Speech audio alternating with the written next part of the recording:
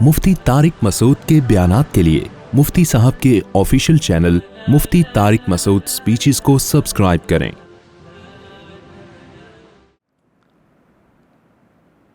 تو اس حدیث سے ہمیں کیا پتہ چلا؟ دیکھیں، نبی صلی اللہ علیہ وسلم کی عادت تھی، آپ چونکہ ساری دنیا کے سارے انسانوں کے پیغمبر، اور آپ کو ٹائم دیا گیا 23 سال 23، 40 سال میں نبوت ملی، 63 سال میں انتقال، تو 23 سال آپ کو ٹائم دیا گیا، اور کام کیا دیا گیا؟ پوری دنیا کے سارے انسان قیامت تک کے لیے۔ تو ویژن بہت بڑا اور اس کے لیے ٹائم بہت، بولو، شارٹ۔ جب ویژن بہت بڑا ہو اور ٹائم بہت شارٹ ہو تو اس کی تلافی کیسے کی گئی؟ نوح علیہ السلام کو 950 سال دیے گئے، ٹائم بہت زیادہ، ویژن کتنا؟ جو چھوٹی سی آبادی ہے اسی کو مسلمان کرنا ہے بس۔ لیکن ہمارے نبی کو ٹائم 23 سال، اور ویژن کیا ہے؟ ساری دنیا کے سارے انسان قیامت تک کے لیے۔ تو ٹائم بہت کیا ہے؟ شارٹ۔ تو اب آپ کی مدد کیسے کی گئی؟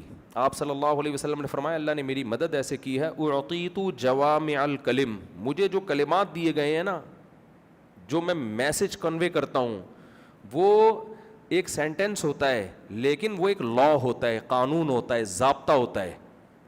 تھوڑی گاڑی باتیں آج میں کر رہا ہوں لیکن میں اس کو مثال سے سمجھاتا ہوں، اس سے انشاءاللہ سمجھ میں آئے گا۔ ہوتا ایک قانون ہے، ایک جملہ ہے، لیکن وہ جملہ ایک ایگزامپل ہوتی ہے، تو وہ ایگزامپل مقصد نہیں ہوتی، اس ایگزامپل میں پورا ایک لا اور قانون چھپا ہوا ہوتا ہے۔ مثال دیکھیں، قرآن کہتا ہے ماں باپ کو کے سامنے اف مت کرو، ولا تقل لہما اف، ماں باپ کے سامنے اف بولو نا، مت کرو۔ یہ اصل میں قرآن کیا سمجھانا چاہ رہا ہے؟ کہ تکلیف نہ دو ان کو۔ قانون اور ضابطہ یہ ہونا چاہیے کہ قرآن میں یہ آیت نازل ہوتی کہ والدین کو تکلیف مت دو۔ جیسے ہم کتابوں میں پڑھتے ہیں، نیوٹن کا لا پڑھا ہم نے، جو چیز چل رہی ہے چلتی رہے گی جب تک روکنے والی فورس نہ ہو، جو رکی ہوئی ہے رکی رہے گی جب تک اس میں موومنٹ کرنے والی فورس نہ ہو، یہ ایک لا ہے۔ پھر آگے ایگزامپل ہوتی ہے، مثال کے طور پر وسیم اگر سست ہے، اپنی جگہ کھڑا ہوا ہے، کھڑا ہی رہے گا جب تک تھپڑ نہ مارو اس کو۔ جو بیٹا آپ کا سست ہے، جب تک لاتیں مار کے اٹھاؤ گے نہیں، وہ قیامت تک بستر پہ پڑا رہے گا۔ یہ ایگزامپل ہے نا، ہم تو کراچی کے لحاظ سے مثالیں دیتے ہیں نا۔ نیوٹن تو ایک قانون کہہ کے چلا گیا، مثال تو ہم اپنے حساب سے نا، ہر ایکشن کا ری ایکشن ہوتا ہے۔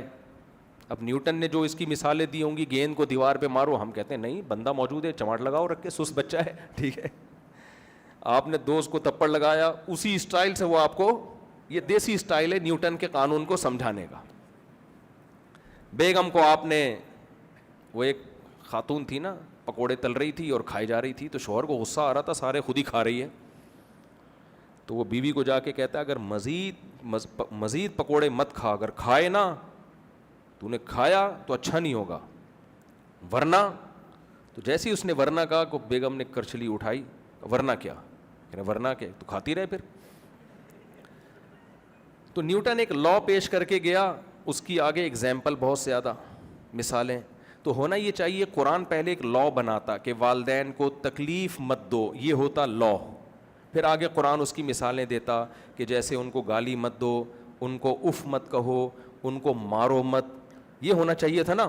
قرآن کا اسٹائل یہ نہیں ہے، قرآن کہہ رہے ان کو اف مت کرو بس، یعنی مثال دے دی، لا نہیں بیان کیا، ایگزامپل دی ہے۔ لا یہ تھا کہ تکلیف مت دو، یہ لا نہیں بیان کیا جا رہا، بلکہ ایگزامپل بیان کی جا رہی ہے، اف مت کہو۔ اس میں حکمت کیا ہے؟ اس میں حکمت یہ ہے کہ اگر قرآن لا بیان کرتا نا کہ تکلیف مت دو، پھر اس کی مثالیں بیان کرتا، بہت لمبی بات ہو جاتی، اتنا بڑا قرآن ہو جاتا ہے، اس کو یاد کرنا مشکل، درس دینا مشکل، اور پھر مثالیں تو قیامت تک کبھی ختم ہی نہیں ہوں گی۔ کیا خیال ہے بھائی؟ کوئی تکلیف دیتا بولتا یہ والی مثال تو ایگزامپل تو قرآن میں ہے ہی نہیں، لہذا یہ جائز ہے۔ قرآن کی عادت ہے کہ جزئیات کے ضمن میں کلیات بیان کرتا ہے، قرآن نے اف کا لفظ اگزامپل کے طور پہ استعمال کر کے بتا دیا کہ اف کے لفظ میں تکلیف بہت کم ہوتی ہے. سب سے کم تکلیف دینے کے لیے کوئی ورڈ اگر ہے تو وہ کیا ہے؟ اف. میں سمجھا پا رہا ہوں؟ سب سے کم تکلیف ماں باپ کو کس بات سے ہوتی ہے؟ آپ جواب میں کیا کہہ دو؟ اف. انہوں نے آپ کو کوئی بات کہی, آپ نے کہا اوہو اف. قرآن نے کہا یہ اسٹائل ماں باپ کے ساتھ نہیں ہونا چاہیے. اس میں بتا دیا کہ جب اتنی سی تکلیف نہیں دے سکتے تو گالی دینا, مارنا پیٹنا, گھر سے نکال دینا, اولڈ ہاؤس میں جمع کرا دینا, یہ خود ہی عقل مند کو سمجھ میں آ جائے گا بھائی یہ تو حرام در حرام ہے, یہ تو پاسبل ہی نہیں ہے. تو اب دیکھو چھوٹے سے جملے میں سمندر کوزے میں سمندر سمو دیا کہ نہیں سمو دیا. اس کو کہتے ہیں جوامع الکلم. میں سمجھا پا رہا ہوں اپنی بات؟ اس کو کہتے ہیں کہ ایسے الفاظ قرآن استعمال کرتا ہے, ایسی مثالیں. حدیث کا بھی طرز یہی ہے, ایگزامپل ہوتی ہے لیکن وہ ایگزامپل مقصد نہیں ہوتی, اس ایگزامپل میں پیغام چھپا ہوا ہوتا ہے, پورا قانون چھپا ہوا ہوتا ہے. اب آپ سمجھیں, اب کوئی بندہ اٹھا کے ماں باپ کو معاذ اللہ تھپڑ مار رہا ہو اور ہم کہیں قرآن نے روکا ہے تمہیں اس عمل سے, وہ جواب میں کہ قرآن نے تو اف کہنے سے روکا ہے, تھپڑ مارنے سے تھوڑی روکا ہے. تو بے وقوفی کی بات ہوگی کہ نہیں ہوگی؟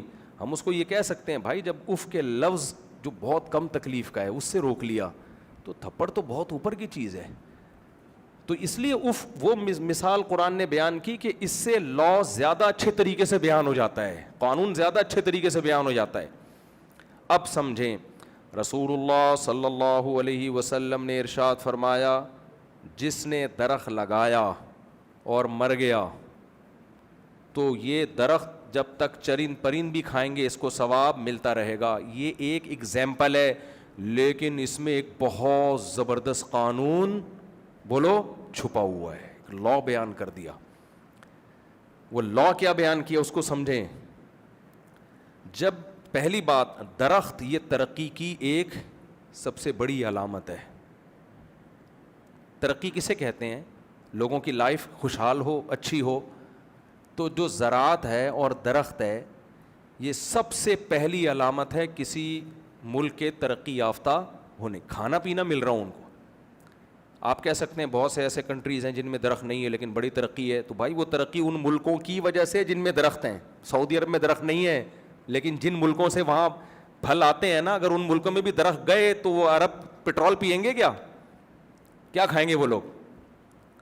وہ بھی اپنے ملکوں میں یجبا الیہ ثمرات کل شیء. قرآن کہتا ہے مکہ میں ہر طرح کی دنیا کے پھل آتے ہیں, تو وہ پھل کیا فیکٹریوں میں اگتے ہیں؟ یہ کہاں اگتے ہیں؟ وہ دیکھیں, بارش اور درخت کا کنیکشن ہے نا. کسی ملک کو اگر تباہ کرنا ہو تو قدرت سب سے پہلے کیا کرتی ہے؟ بارشیں روک لیتی ہے.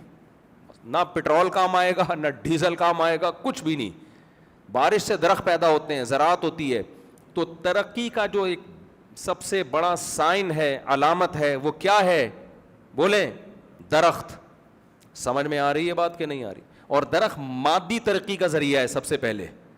مادی ترقی یہ آپ کی ہوا کو بھی صاف کرتا ہے, یہ آپ کو اکنامکلی مضبوط بھی کرتے ہیں, آپ کی خوراک کا بھی ذریعہ بنتے ہیں. انہی درختوں کو گوشت خور جانور کھاتے ہیں تو ہمیں گوشت بھی یہاں سے ملتا ہے.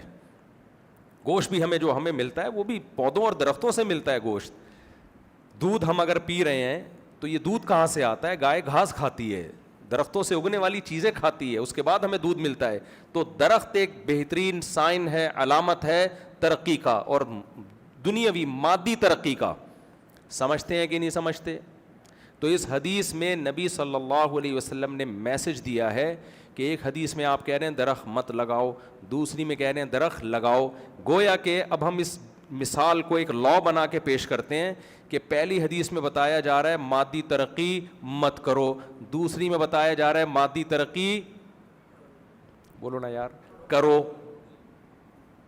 کیا خیال ہے؟ تو فرق کیا ہے بھائی؟ ایک ہی نبی ایک ہی کام کے کرنے کا اور ایک ہی کام سے روکنے کا حکم دے سکتے ہیں. بھائی آپ کے ابا آپ کو کہہ رہے ہیں بیٹا پانی لے کر آؤ, آپ جانے لگے بیٹا پانی لے کے نہیں آؤ.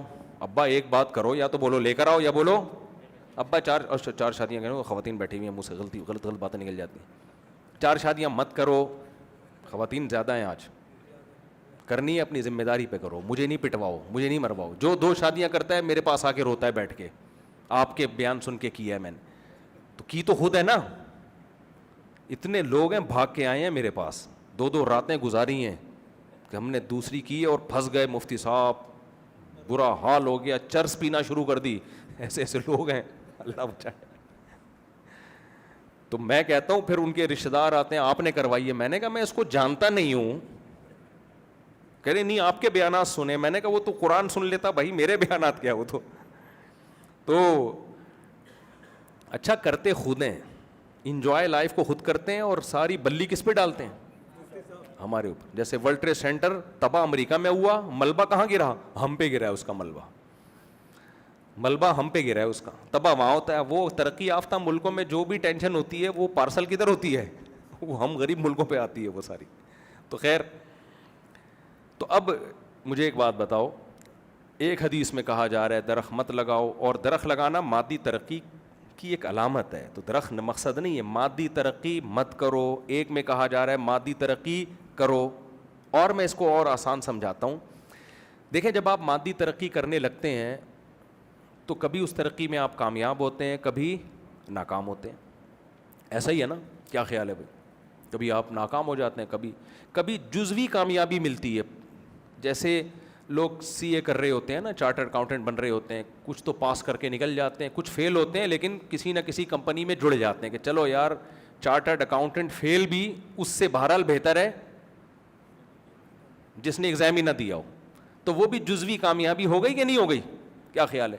کبھی ایسا ہوتا ہے کہ آپ کو آپ کی مرضی کی جاب ملتی ہے, کبھی نہیں ملتی, کچھ نہ کچھ کام آئی. میٹرک چاہے ترقی پاس بھی ہو نا, کچھ نہ کچھ کام, رشتہ تو مل جاتا ہے کم از کم کہ ہمارا بچہ میٹرک پاس ہے. اب کون سا وہ رپورٹ دیکھ رہے ہیں جا کے, تو رشتہ تو ہو ہی جاتا ہے جی.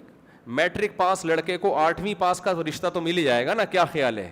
چاہے جاب ملے نہ ملے, 8ویں پاس لڑکی کا رشتہ مل جائے گا اس کو. تو کچھ نہ کچھ کامیابی تھوڑی بہت ہو جاتی ہے.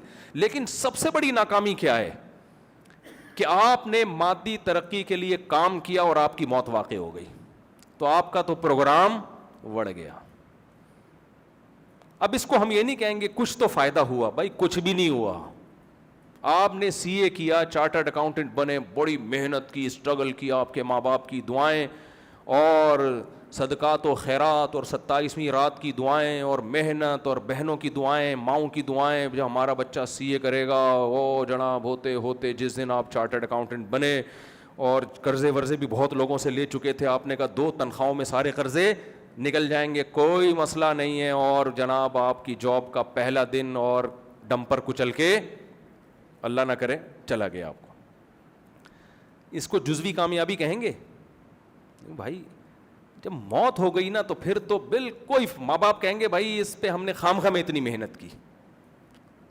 تو نبی نے مثال کیا دی ہے کہ درخت لگایا اور مر گیا, اس سے بڑی کوئی ناکامی ہو سکتی ہے؟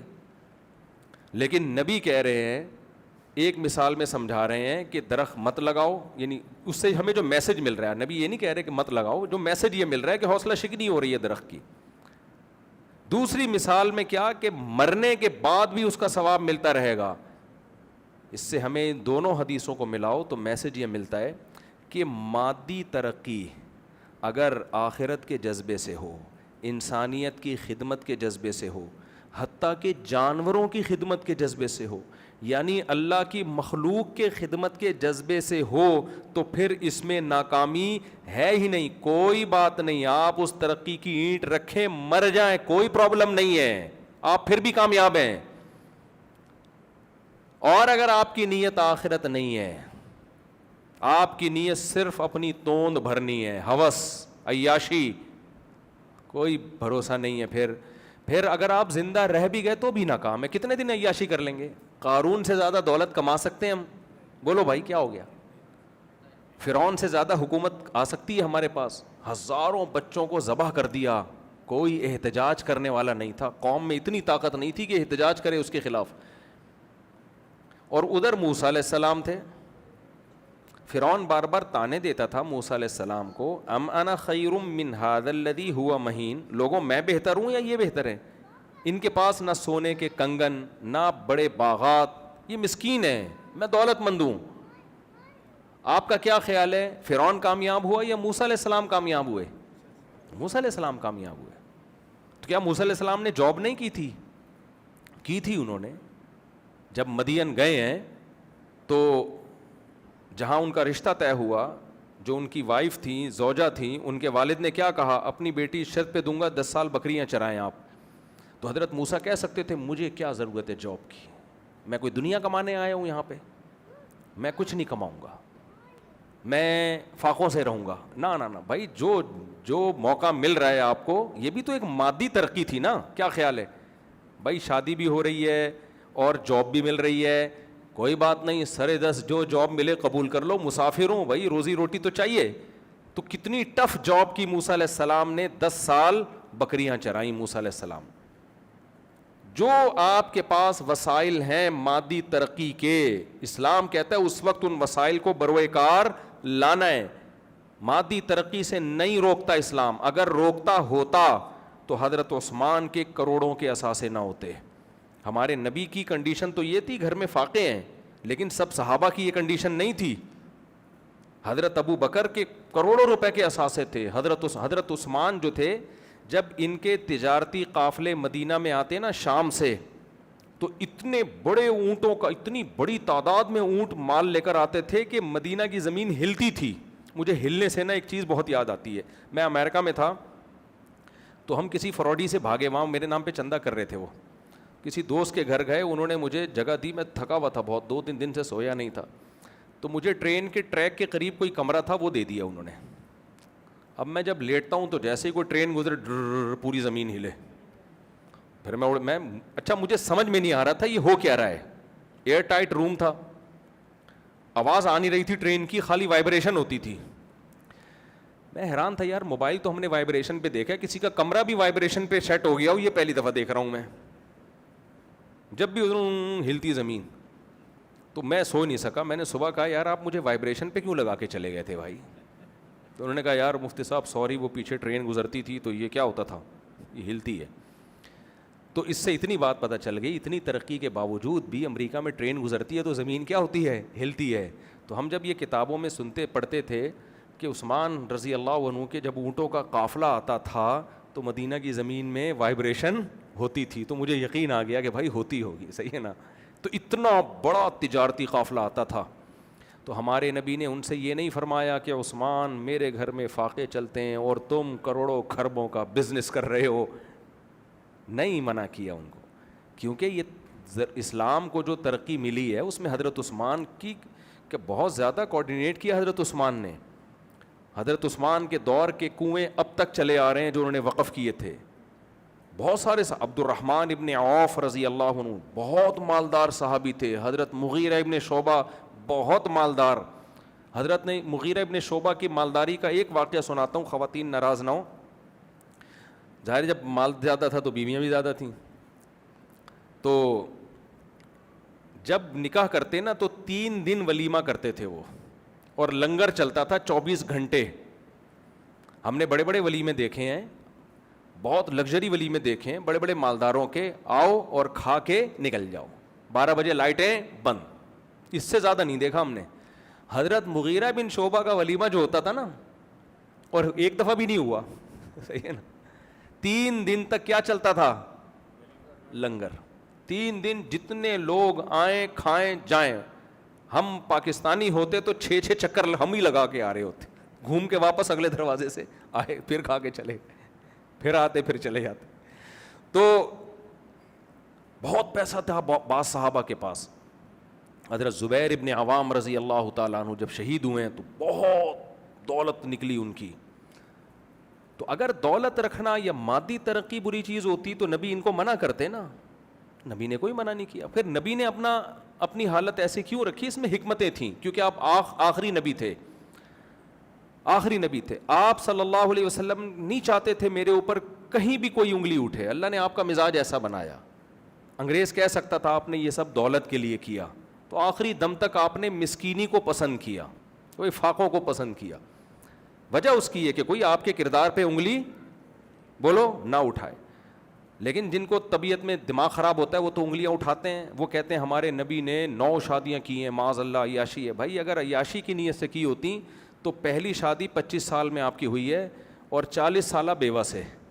معاذ اللہ, نقل کفر, کوئی عیاش آدمی 25 سال میں 40 سالہ بیوہ, وہ بھی 2 دفعہ بیوہ ہوئی ہیں, ایسی خاتون سے نکاح کر کے دکھائے. کسی عیاش نے کبھی ایسا کیا ہے بھائی؟ اور 15 سال انہی کے ساتھ گزارے, 15 بھی نہیں بلکہ 25 سال, اور ان کی زندگی میں نکاح نہیں کیا. پوری جوانی کا ٹائم گزر گیا, 50 سال کے ہوئے, اس کے بعد آپ نے کثرت سے نکاح کیے ہیں, اور یہ بتانے کے لیے کیے ہیں.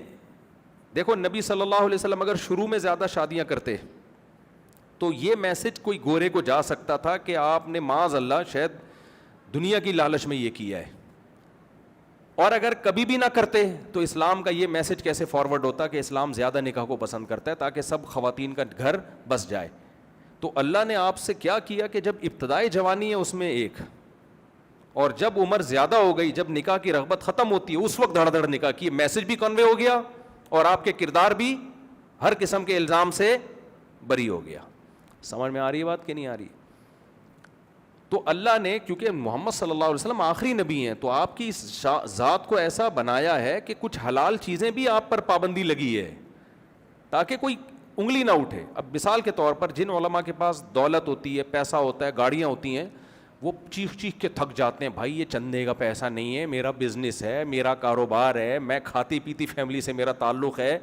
لوگ چھوڑتے ہیں, پھر بھی لوگ اعتراض کرتے ہیں, تو کوئی بات نہیں, اعتراض کر لیں لوگ. ایک عالم پر اعتماد نہیں ہے, دوسرے کے پاس چلے جائیں, ادھر نہیں ہے تیسرے کے پاس چلے جائیں. لیکن محمد صلی اللہ علیہ وسلم کے بارے میں ہمارے پاس یہ آپشن نہیں ہے کہ ایک نبی پر اعتراض ہے تو چلو آپ ان پر ایمان نہ لاؤ, موسیٰ علیہ السلام پر لے آؤ, ٹھیک ہے نا, ان کی تعلیمات کو فالو کریں. نہیں بھائی, آپ ساری دنیا کے سارے انسانوں کے پیغمبر ہیں, تو اب انسانیت کے پاس آپ کو فالو کرنے کے علاوہ کوئی آپشن ہے نہیں. تو اللہ نے آپ کو ہر طرح سے, ہر عیب سے پاک بنایا ہے تاکہ کسی لحاظ سے بھی آپ پر کوئی انگلی نہ اٹھے, انگلی نہ اٹھ سکے آپ کے کردار پر, کیریکٹر پر.